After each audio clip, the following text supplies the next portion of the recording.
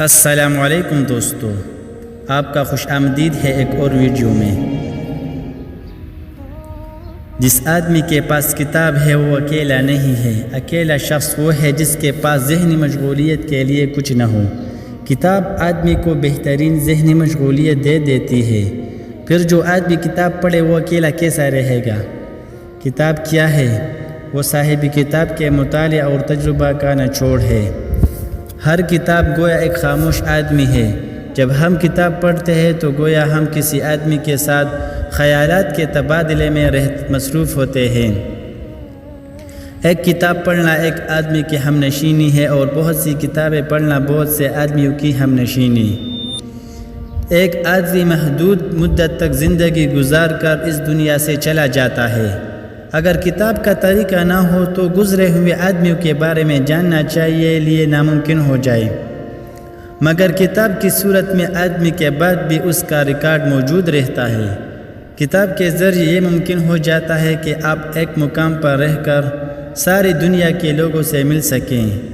آپ ایک زمانے میں ہوتے ہوئے ہر زمانے کے لوگوں کے خیالات سے فائدہ اٹھائیں۔ کتاب کا مطالعہ آدمی کے علم کو بڑھاتا ہے، اس کے تجربات کو شخصی سطح سے بڑھا کر عمومی انسانیت کی سطح تک پہنچا دیتا ہے۔ کتابوں کی لائبریری گویا عالمی انسانی اجتماع ہے۔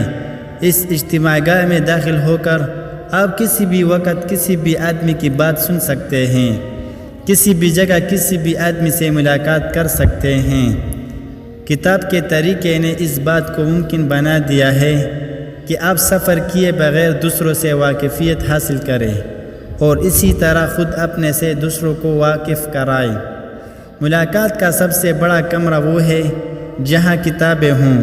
واقفیت کا سب سے بڑا ذریعہ اس کے پاس ہے جو کتابوں سے استفادہ کرنے میں لگا ہوا ہو۔ کتاب بہترین دماغوں کا ریکارڈ ہے۔ کتاب اعلیٰ انسانوں کی نمائندہ ہے۔ کتاب علم کا خزانہ ہے اور بلا شبہ اس دنیا میں علم کے خزانے سے بڑی کوئی چیز نہیں۔